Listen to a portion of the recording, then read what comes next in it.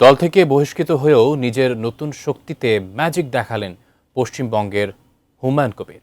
বাবরি মসজিদ নির্মাণ ইস্যুতে অনেক অপমান অপদস্থ হয়েছেন তিনি, এমনকি নিজের দল তৃণমূল থেকে বাদ পড়তে হয়েছে তাকে, কিন্তু মোটেও দমে যাননি। বরং এবার বিধানসভা নির্বাচনে বাজিমাত করতে চলেছেন হুমায়ুন। আর এ নিয়ে বিস্ফোরক এক মন্তব্য করেছেন তিনি। আরও জানাচ্ছেন সাদিয়া সিদ্দিকা।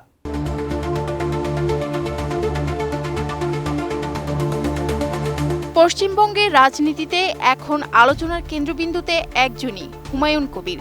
সব বাধা আর রাজনৈতিক সমীকরণকে বুড়ো আঙুল দেখিয়ে মুর্শিদাবাদের রেজিনগর ও নওদা উভয় আসনেই জয়ের পথে অদম্য গতিতে এগিয়ে চলেছেন তিনি। তৃণমূল কংগ্রেস থেকে বহিষ্কৃত হওয়ার পর নিজের নবগঠিত দল আমজনতা উন্নয়ন পার্টির ব্যানারে এই সাফল্য কেবল রাজনৈতিক বিজয় নয়, বরং শাসক দলের প্রতি এক চরম হুঁশিয়ারি। এর আগে হুমায়ুন কবির গত বছর মুর্শিদাবাদে অযোধ্যার ঐতিহাসিক বাবরি মসজিদের আদলে একটি মসজিদ তৈরির ঘোষণা দিয়ে রাজ্য জুড়ে তোলপাড় সৃষ্টি করেন। ১৯৯২ সালের ৬ ডিসেম্বর উগ্র হিন্দুত্ববাদীরা বাবরি মসজিদ ভেঙে ফেলেছিল। সেই দিনটিকে স্মরণীয় করে রাখতে এবং সাম্প্রদায়িক রাজনীতির বিরুদ্ধে প্রতিবাদের প্রতীক হিসেবে ২০২৫ সালের ৬ ডিসেম্বর তিনি প্রস্তাবিত মসজিদটির ভিত্তিপ্রস্তর স্থাপন করেন। উন্নত মানের কাঁচামাল আরআইএল অ্যাঙ্গেল এন্ড চ্যানেল, এখন কাঠের দিন শেষ, আরআইএল এর বাংলাদেশ।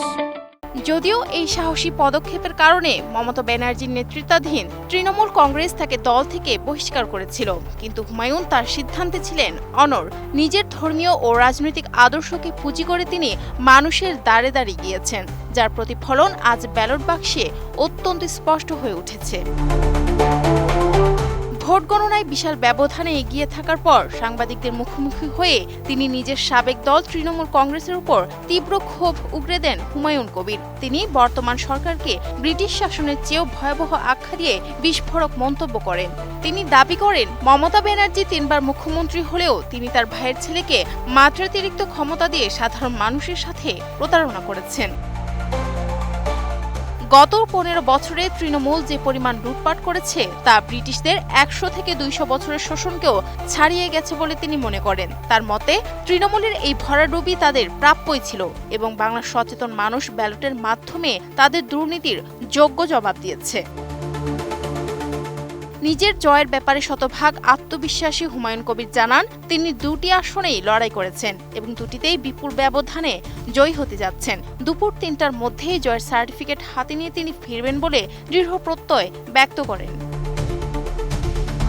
হুমায়ুন কবিরের এই জয় পশ্চিমবঙ্গের রাজনীতিতে একটি বিশেষ বার্তা দিচ্ছে। তৃণমূলের মতো শক্তিশালী সংগঠনের বিরুদ্ধে দাঁড়িয়েও একক কারিশমায় জয় ছিনিয়ে আনা এবং বাবরি মসজিদের আদলে মসজিদ তৈরির ঘোষণার মাধ্যমে সংখ্যালঘু ভোট ব্যাংকে গভীর প্রভাব ফেলা সবই তার রাজনৈতিক বিচক্ষণতার প্রমাণ।